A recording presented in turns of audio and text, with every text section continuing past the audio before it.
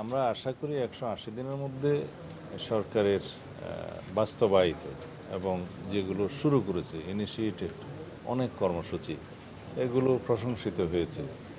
মাননীয় প্রধানমন্ত্রী নেতৃত্বে আমরা দুই একটি সংকটময় মুহূর্ত খুব সফলতার সাথে মোকাবিলা করেছি। যেমন মধ্যপ্রাচ্য একটা যুদ্ধ পরিস্থিতির কারণে জ্বালানি তেল এবং গ্যাসের সরবরাহ নিয়ে সারা বিশ্বে সংকট সৃষ্টি হয়েছিল, বাংলাদেশও তার বাইরে নয়। কিন্তু আমরা দীর্ঘ 1 মাস পর্যন্ত কোনো জ্বালানি তেলের বা গ্যাসের মূল্য বৃদ্ধি করিনি।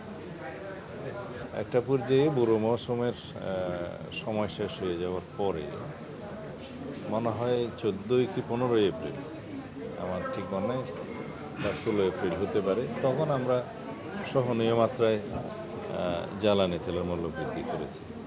বুড়ো মৌসুমে কৃষকদের কথা চিন্তা করেই তিনি সেই সিদ্ধান্তটা নিয়েছিলেন যে সেই সময় পর্যন্ত কোনো জ্বালানির মূল্য বৃদ্ধি করা হয়নি। যদিও ওই সময়ে সারা বিশ্বে আমাদের পার্শ্ববর্তী দেশসহ অনেক দেশেই জ্বালানি তেলের মূল্য প্রায় দ্বিগুণ হয়ে গিয়েছিল। এরপরে আমাদের গ্যাস সংকট, জ্বালানি সংকট, এগুলো বিগত ফেসিবাদী সময়ে রেখে যাওয়ার সমস্যা আমরা ওভারনাইট এখান থেকে ওভারকাম করতে পারিনি।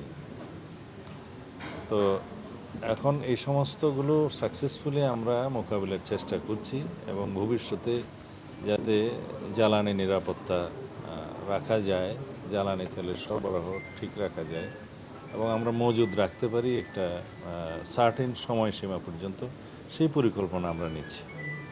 আপনারা ইতিমধ্যে লক্ষ্য করেছেন যে ভবিষ্যতে যাতে জ্বালানি এবং বিদ্যুতের কোনো সংকট না হয়, যেহেতু আমরা ব্যাপক বিনিয়োগ, ইনভেস্টমেন্ট আহ্বান করছি সারা পৃথিবী থেকে, এবং বাংলাদেশের আভ্যন্তরীণ বিনিয়োগও হবে ব্যবসা বাণিজ্য সার্কুলেশনের জন্য, উৎপাদনের জন্য।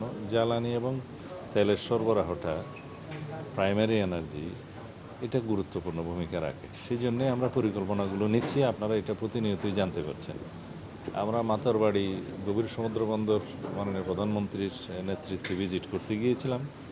সেখানে আমরা ল্যান্ড বেস এলএনজি টার্মিনাল করার বিষয়ে আমরা সিদ্ধান্ত নিয়েছি, মাননীয় প্রধানমন্ত্রী সিদ্ধান্ত দিয়েছেন।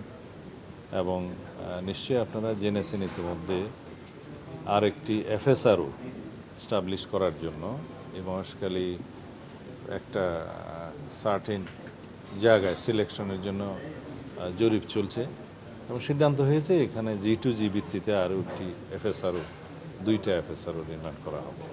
তা এখন যে এফএসআরওগুলো আছে সেগুলো একটা সামিটের আর একটা এক্সিলারেট এনার্জির সম্ভবত। তো এগুলো মাঝে মধ্যে বিভিন্নভাবে যান্ত্রিক ত্রুটি দেখা দেয় বা বিভিন্ন রকম সমস্যা দেখা দিলে সরবরাহ বিঘ্নিত হয়। তো যে সমস্যায় আমরা পড়েছি, এছাড়া গ্যাসের যে আমদানি নির্ভরতা বিগত ফেসিবাদী সরকারের সময় সৃষ্টি হয়ে গেছিল, এখান থেকে আমরা বেরিয়ে আসার জন্য দেশের অভ্যন্তরে এবং অনশোরে গ্যাসের অনুসন্ধান কার্য শুরু হয়েছে। তাতে করে আগামী কয়েক বছরের মধ্যে আশা করা যায় ইনশাআল্লাহ আমরা আমাদের নিজস্ব সম্পদেই এই গ্যাসের সমস্যাটা সমাধান করতে পারব। এইভাবে অন্যান্য ক্ষেত্রে, ডেভেলপমেন্টের ক্ষেত্রে যেগুলো প্রতিশ্রুতি ছিল, আমরা প্রথম মন্ত্রিসভা বৈঠকেই যে কৃষি লোন মাফ করা হয়েছে 10,000 টাকা পর্যন্ত সুদসহ, সেটা আমরা প্রথম মন্ত্রিসভা বৈঠকে আমরা অনুমোদন করেছি।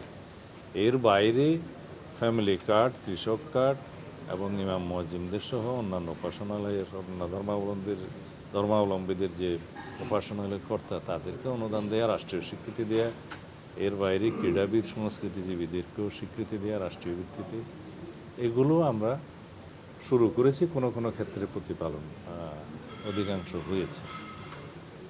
আর অন্যান্য বিষয়ের ক্ষেত্রে আমরা যেমন খাদ্য নিরাপত্তা নিশ্চিত করার জন্য আমরা আমাদের পরিকল্পনা প্রায় বাস্তবায়ন করে ফেলেছি। এইবার আমি খাদ্য প্রকিউরমেন্ট কমিটির, জাতীয় কমিটির সভাপতি হিসেবে সিদ্ধান্তগুলো দিয়েছি এবং আমাদের খাদ্য নিরাপত্তা বিল্ড হয়েছে। আর অন্যান্য ক্ষেত্রে বিভিন্ন মন্ত্রণালয়ের যে অগ্রগতি 180 দিনের মধ্যে আমরা করতে পেরেছি, সেগুলো কম্পাইল করে মাননীয় প্রধানমন্ত্রীর প্রেস সেকশন থেকে অথবা একটা কম্পাইল করে আমরা মিডিয়ার কাছে প্রকাশ করব আশা করি।